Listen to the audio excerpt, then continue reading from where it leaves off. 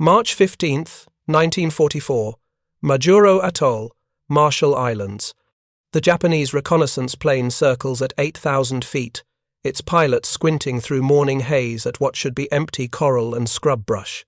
3 weeks ago, this atoll was a worthless strip of dead reef barely rising above sea level. The pilot's last report described it as militarily useless, incapable of supporting anything larger than seabirds. Now he's staring at a 6,000-foot runway with B-24 Liberators already parked in revetments, fuel tanks disguised under camouflage netting, and what appears to be a complete operational airbase that materialized from nothing.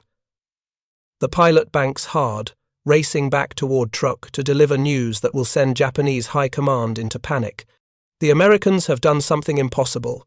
They've turned worthless coral into concrete, ocean into airfields, and strategic assumptions into fantasy. 20 days, that's all it took. 20 days for the U. If you're enjoying this deep dive into the story, hit the subscribe button and let us know in the comments from where in the world you are watching from today. Navy Construction Battalions, the Seabees, to transform a barren atoll into a fully functional bomber base capable of striking targets 1,500 miles away. The Japanese military doctrine, refined over decades of Pacific operations, stated categorically that coral atolls required 90 to 120 days minimum to develop into operational airfields.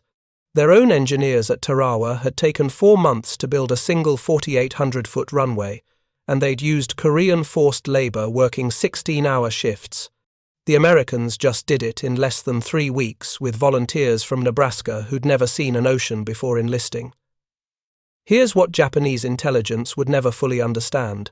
Those men in Nebraska had spent the 1930s building highways across the Great Plains, dynamiting through mountain ranges, and pouring concrete in 100-degree summer heat.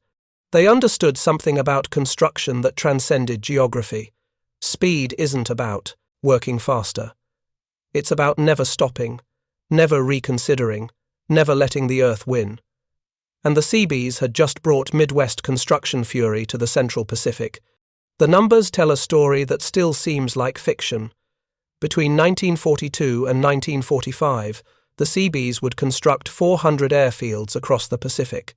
Not dirt strips or emergency landing zones, but fully operational bases with coral-surfaced runways capable of handling 60-ton bombers, complete with fuel systems, ammunition storage, repair facilities, control towers, and housing for thousands of support personnel. They would move 40 million cubic yards of coral and earth, pour 2 million square yards of concrete, and accomplish in 3 years what pre-war estimates suggested would require 2 decades. But those are just statistics. The real story lives in the coral dust and dynamite smoke, in the 20-hour workdays and the absolute refusal to accept that anything was impossible. The Japanese had invaded the Pacific, assuming Americans were soft, that they couldn't match Japanese endurance and will. They were about to learn that American construction workers, given enough explosives and bulldozers, could reshape reality itself. The story begins 2 years earlier, in January 1942, when Admiral Ben Morrell convinced the Navy that they needed their own construction force. Not Army engineers on loan, not civilian contractors who might refuse to work under fire, but sailors who could build and fight simultaneously. The Navy thought he wanted maybe 5,000 men. Morrell was thinking bigger.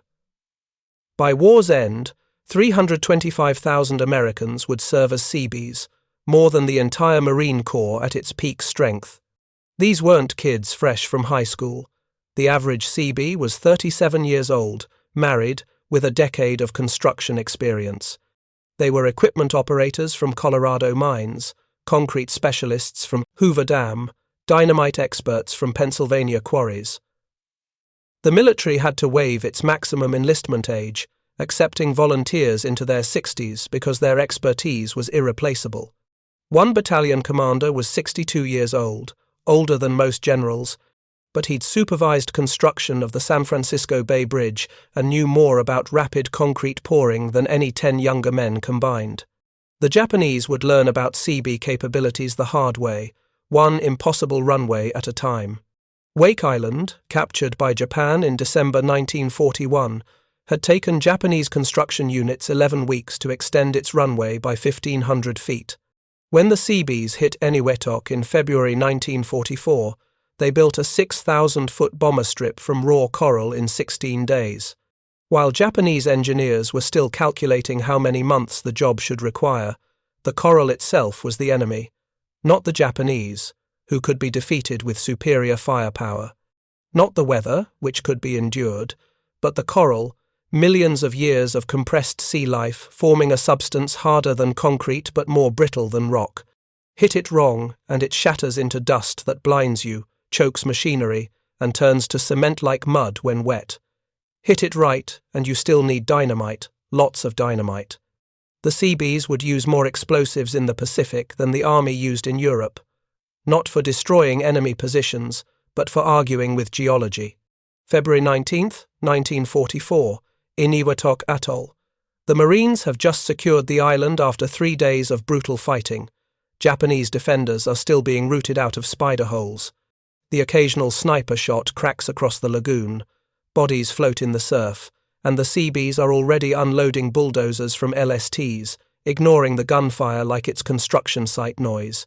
The timeline is non-negotiable. Admiral Nimitz needs this atoll operational for Operation Forager, the invasion of the Marianas, scheduled for June. That gives them 16 weeks to turn coral rubble into a base capable of supporting 200 aircraft.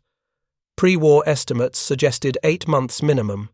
The Seabees project officer, a former highway engineer from Iowa named Lieutenant Commander Paul Jones, looks at the cratered moonscape and tells his men they'll be done in 3 weeks. The first problem is basic geography. Eniwetok's highest point is 8 feet above sea level. The runway needs to be at least 12 feet above high tide to prevent flooding. That means either building up or digging down to stable coral, then building up anyway. Traditional construction would import fill dirt, thousands of tons of it, shipped from somewhere with actual soil. The Pacific Ocean doesn't offer that luxury. Everything has to come from the atoll itself. The solution is beautiful in its brutality. Blast the coral, crush it into aggregate, mix it with seawater and cement to create concrete, then pour it back where you just blasted. You're literally rebuilding the island 6 inches higher than God intended. The Seabees bring 8 Date bulldozers, each one 13 tons of Detroit steel, with blades designed for Pennsylvania strip mines. These machines were never intended for coral work. Within hours, the operators discover that coral wears down steel blades like sandpaper on soft wood.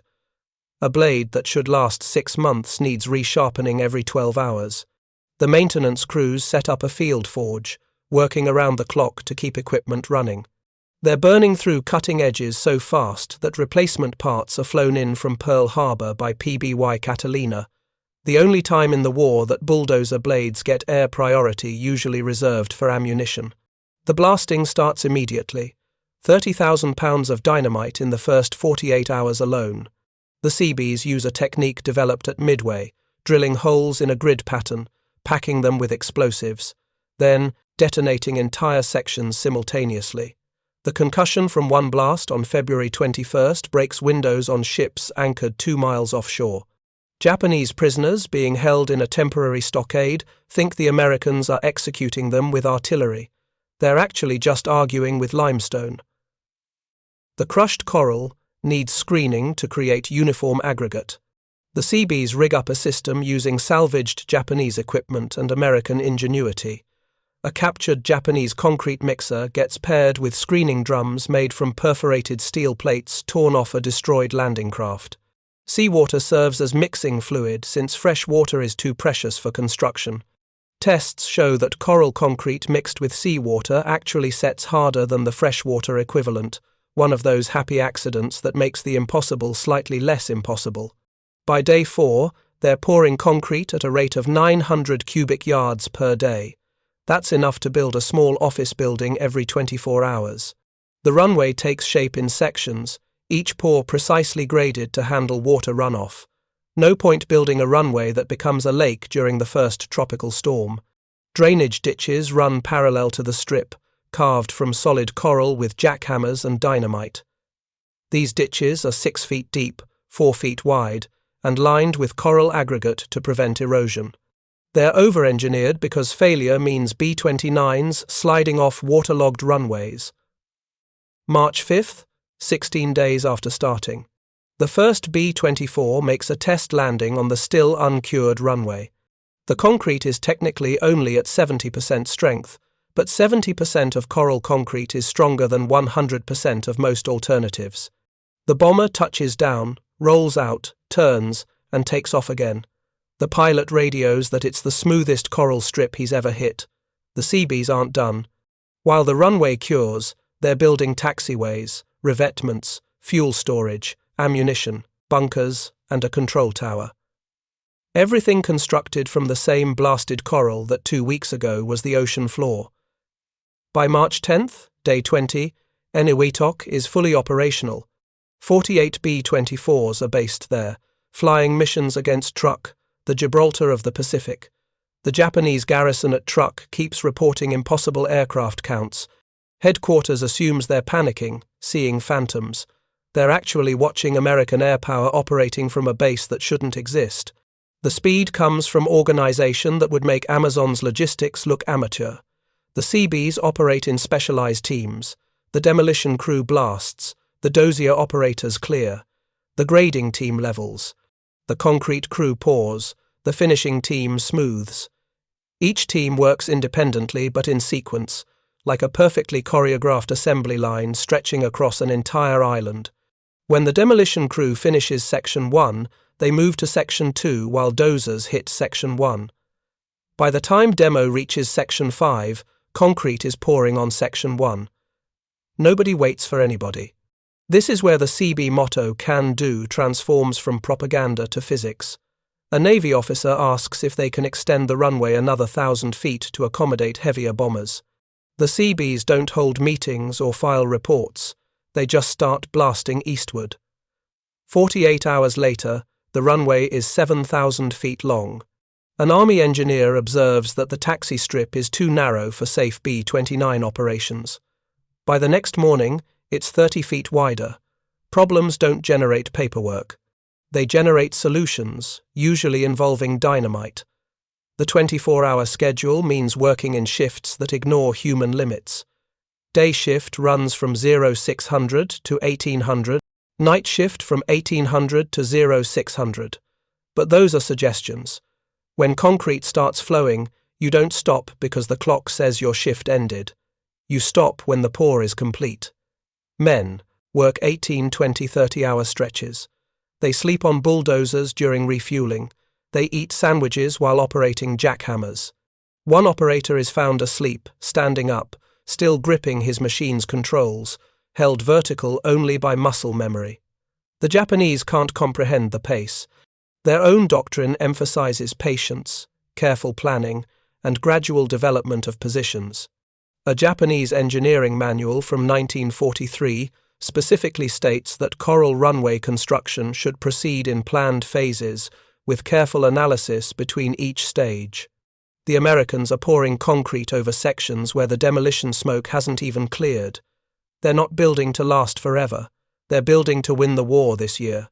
By April 1944, the Seabees have refined coral runway construction into an exact science.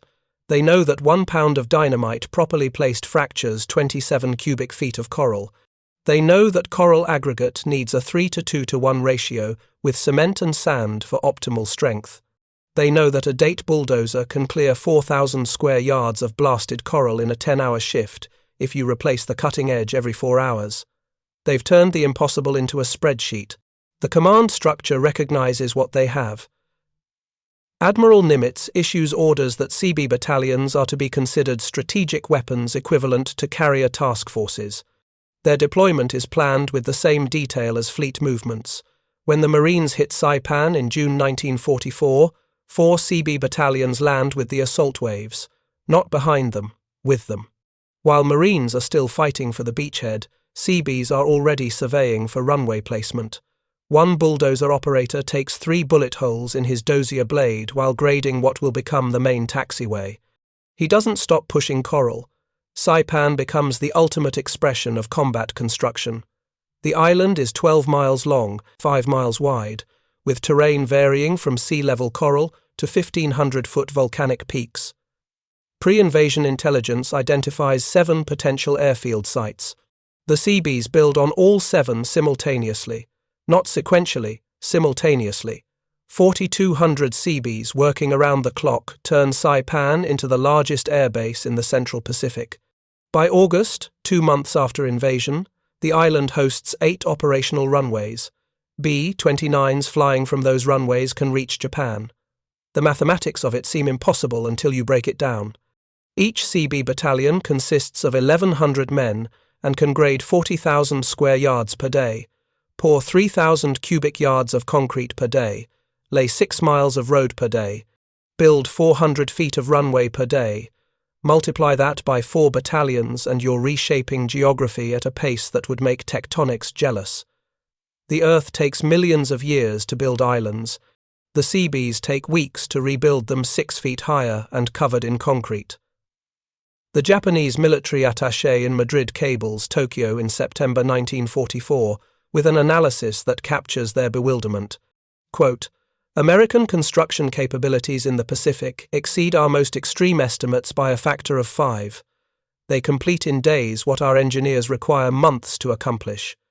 This advantage may be more decisive than their material superiority. End quote.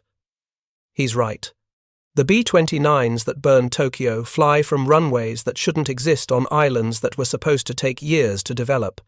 But the real psychological warfare happens at places like Iishima in April 1945. The Japanese garrison surrenders on April 21st after 6 days of fighting. On April 22nd, while burial details are still collecting bodies, the Seabees start construction. The Japanese commander, Colonel Udo, is being held in a detention camp on the island. He watches through the wire as Americans turn his carefully fortified positions into runway sub-base. On May 3rd, 11 days after surrender, he sees the first fighter land on what was his headquarters. On May 10th, he watches 1,200 aircraft operate from 3 runways that didn't exist 3 weeks ago. Before being evacuated for interrogation, he reportedly tells an interpreter that he now understands why Japan lost. Not because of American bombs or ships, but because Americans can make the Earth itself submit to their schedule. The Seabees pay for this speed. By the war's end, 286 are killed in action, and over 1,500 are wounded. But the real casualty figures hide in the medical records. Thousands suffer from what they call coral lung, a condition caused by breathing coral dust for months. The microscopic particles embed in lung tissue, causing problems similar to silicosis. Others have hands permanently curved from gripping pneumatic tools, backs destroyed from operating bulldozers on terrain that was never meant to be dozed. The Navy doesn't keep statistics on how many Seabees simply collapse from exhaustion, but first-hand accounts describe men being carried off equipment, unable to stand after 30-hour shifts. One battalion medical officer reports treating more casualties from heat stroke and exhaustion than from enemy action. These aren't combat casualties in the traditional sense, but they're casualties of a different kind of warfare. One where the enemy is time, and the battlefield is measured in cubic yards moved per hour. The coral never sleeps, never surrenders, never negotiates. It just sits there, million-year-old compressed death, waiting to shred your equipment, blind your eyes, and turn your lungs into calcium deposits. The Seabees beat it anyway, not with superior firepower or tactical brilliance, but with the kind of stubborn insistence that makes mountains into highways and oceans into airfields. Tinian, August 6, 1944. The Marines declare the island secure after 9 days of combat. The Seabees have been working for 7 of those days, starting construction while machine gun fire still rattles across the cane fields. The island is needed immediately for B-29 operations against Japan, not eventually, immediately. Admiral Nimitz wants 4 8,500-foot runways operational by October. The Seabees tell him they'll be done by September 15th. Tinian poses unique problems. Unlike coral atolls, it has actual soil, which sounds like an advantage until the first rain turns everything into sucking mud that swallows bulldozers to their blade tops. The Japanese have already built 3 airstrips, but they're too short and poorly graded for B-29s. If you find this story engaging, please take a moment to subscribe and enable notifications. It helps us continue producing in-depth content like this. The Seabees make a decision that horrifies traditional engineers. Instead of starting fresh, they'll extend and improve the existing runways while they're being used for fighter operations. Imagine rebuilding a highway while traffic is still using it, except the traffic is P-47 Thunderbolts taking off every 3 minutes for combat missions. The Seabees establish a rotation. When fighters aren't flying, usually between midnight and 0400, every piece of equipment swarms the runways. They have 4 hours to grade, pour, and cure enough concrete for the next day's operations. Miss the deadline and fighters can't launch, which means Marines on Guam don't get close air support. The concrete work becomes a ballet of precise timing. The mix has to be exactly right. Too wet and it won't cure in time. Too dry and it cracks under the stress of 40-ton bombers. They develop a formula specifically for rapid runway repair. Heavy aggregate, minimal water, and an accelerant made from calcium chloride that makes concrete set in 2 hours instead of 12. It's weaker than standard concrete, maybe 60% strength, but 60% is enough if you pour it thick enough. And the Seabees pour it thick. By August 20th, 2 weeks into construction, they're moving 40,000 cubic yards of earth per day. That's enough to fill 16 Olympic swimming pools. The shovels on their dragline excavators are the size of small cars. One operator calculates he moves his own body weight in earth every 45 seconds for 10 hours straight. The numbers stop making sense after a while. They're not construction statistics anymore. They're approaching geological event scales.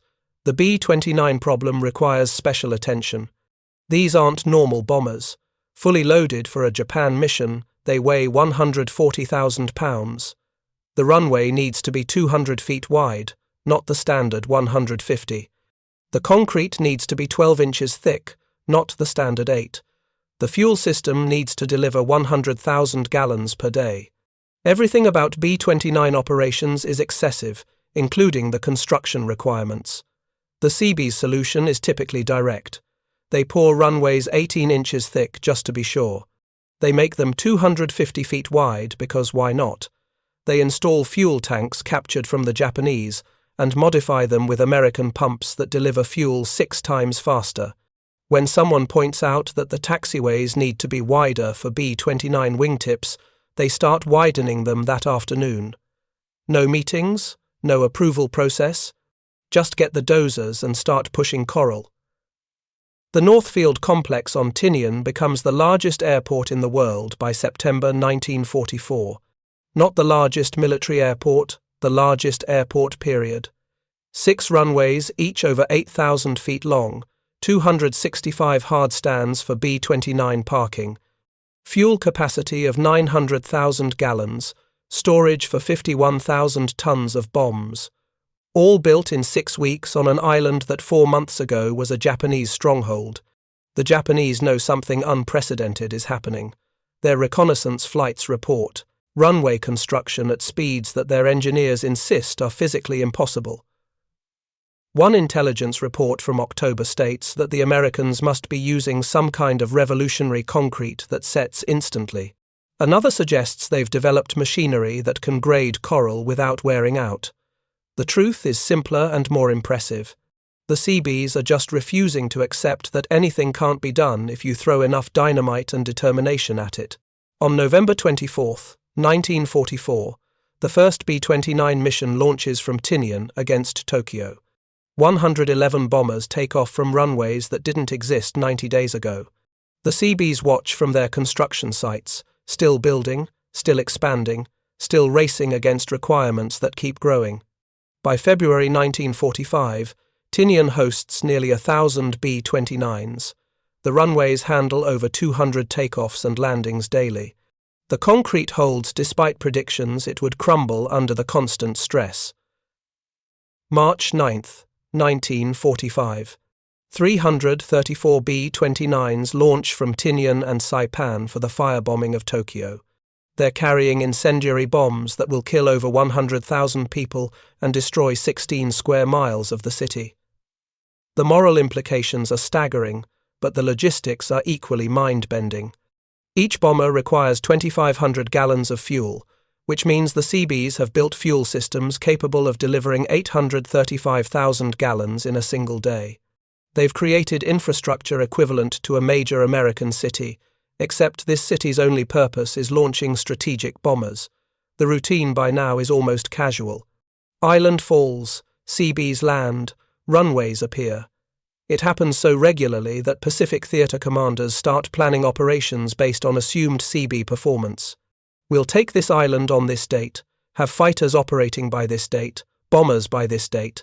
They're scheduling construction like train departures, and like trains, the Seabees almost never miss their departure time.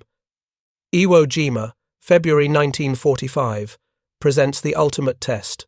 The island is still under active combat when the Seabees begin work. Japanese defenders have turned 8 square miles of volcanic ash and rock into the most fortified position in the Pacific. 21,000 defenders in bunkers, tunnels, and caves. The Marines are taking 1,000 casualties per day, and the Seabees are surveying for runways while mortars drop around them. The first problem is the volcanic ash. It's not soil, not sand, not anything that normal construction equipment is designed to handle. It's like trying to build on powder. Bulldozers sink to their tracks, graders can't get purchase. The stuff flows like liquid when disturbed but packs like concrete when compressed. The Seabees try everything. Mixing it with cement doesn't work. The ash absorbs moisture and crumbles. Laying steel matting sinks into the ash within hours under aircraft weight.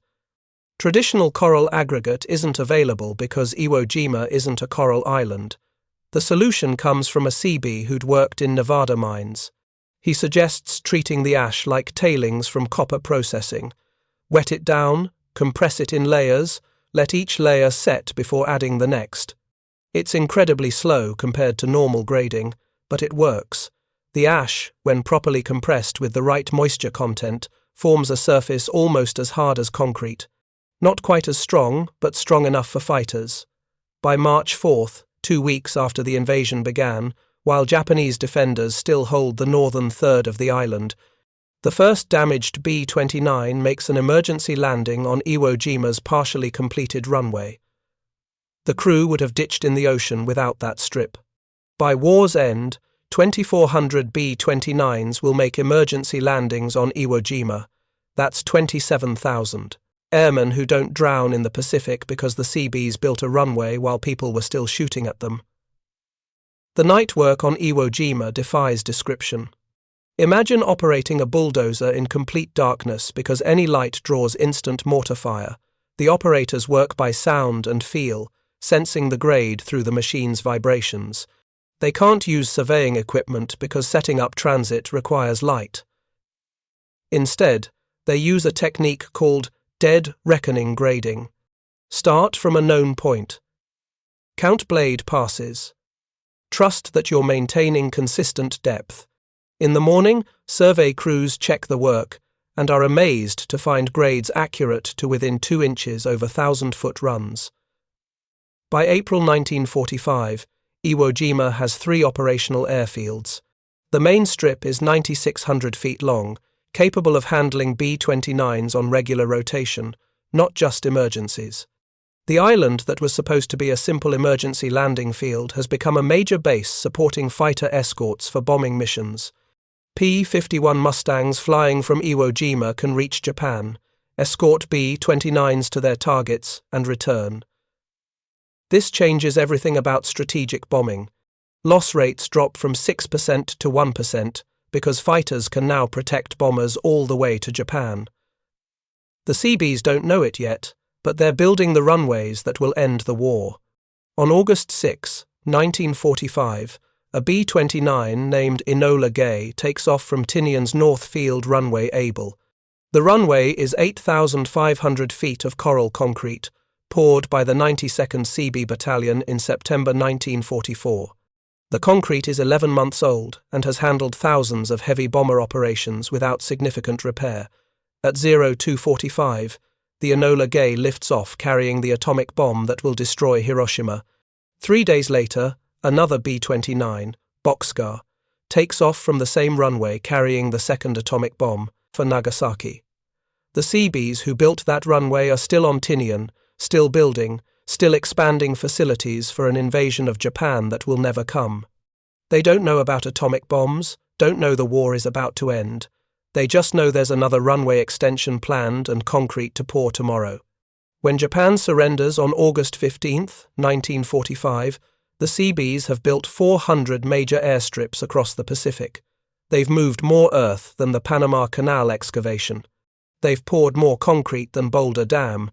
They've consumed more explosives than all Allied armies in Europe combined. They've done it in heat that kills, humidity that rots, and rain that turns everything into swamp. They've done it while being shot at, mortared, bombed, and occasionally bayoneted when Japanese infiltrators break through the lines. The final statistics are staggering. The Seabees constructed bases valued at $11 billion 1945, roughly $200 billion in modern money.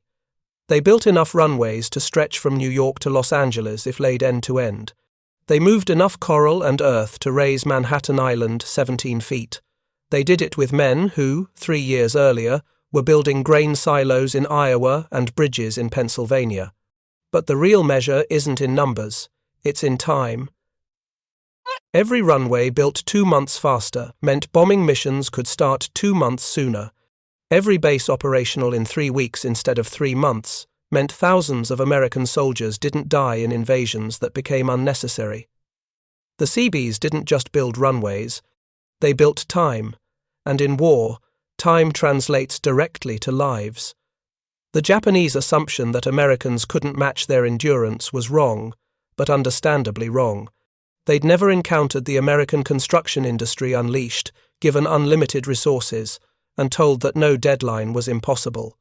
They'd never seen what happens when you take men, who spent the Depression competing for construction contracts by promising impossible completion dates, hand them dynamite and bulldozers, and tell them the war depends on their speed. The Seabees' motto was, "Can do," but that understates what actually happened. It wasn't that they could do it, it's that they refused to consider not doing it. When someone said coral runways needed 90 days minimum, they built them in 20, because 70 extra days meant 70 days of Japanese reinforcement.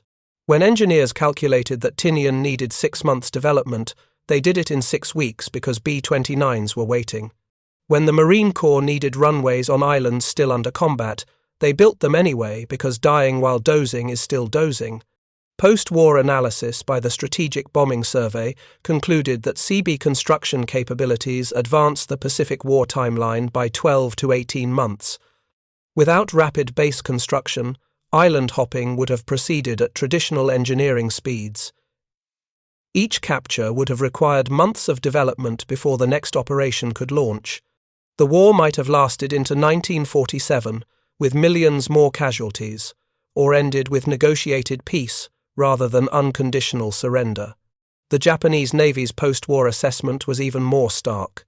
Admiral Toyoda, Commander-in-Chief of the Combined Fleet, stated that American construction capabilities were as decisive as their naval superiority. They could lose ships and planes and replace them. But more critically, they could take any worthless piece of coral and transform it into an unsinkable aircraft carrier in less than a month. How do you defeat an enemy that can manufacture geography? The Seabees left another legacy. Modern amphibious warfare assumes that advanced bases can be constructed immediately after capture. Military planning now includes construction timelines that would have seemed fantasy in 1941. The expectation that engineers can deliver the impossible has become embedded in American military doctrine. Every conflict since has featured combat engineers performing miracles that trace their lineage to those coral runways. Today, satellite imagery can track runway construction anywhere on Earth. Military analysts study construction speeds to gauge strategic intentions. When China builds artificial islands in the South China Sea, Pentagon planners compare their construction rates to Seabees standards from 1944. The benchmark remains those 20-day coral runways, still the gold standard for impossible-made routine. Most of those runways have returned to jungle or been swallowed by development. Tinian's North Field, where the atomic age began, is overgrown with tangan trees. Coral breaks through the concrete in places, reclaiming what was blasted from it. But if you know where to look, you can still see the grid patterns, the drainage ditches, the hard stands where B-29s parked. The earth remembers what the Seabees did to it. The men themselves are nearly gone. The youngest Seabee from World War II would be in his late 90s today. Their backs gave out decades ago from those endless hours on bulldozers. Their lungs, scarred from coral dust, struggled through retirement. Many died young, bodies worn out from accomplishing the impossible. They were construction workers who fought a war with concrete and dynamite, who defeated time itself by refusing to acknowledge its existence. The next time you see construction crews working a highway project that seems to take forever, remember that American teenagers once built 6,000-foot runways in 20 days, on islands where people were actively trying to kill them. They did it in heat that would shut down modern construction sites, with equipment that would be in museums today, following blueprints drawn in tent camps while mortars fell outside. The Japanese never expected it because nobody expected it. It violated everything known about construction capabilities. It required ignoring human limits, engineering constraints, and basic physics. It required believing that coral could be conquered with enough dynamite, that exhaustion was optional, that deadlines were absolute even if meeting them seemed impossible. The Seabees proved that with enough determination you can rebuild the Earth itself on whatever schedule the war demands. They turned the Pacific Ocean into an American highway system, one impossible runway at a time. Thank you for watching. For more detailed historical breakdowns, check out the other videos on your screen now, and don't forget to subscribe.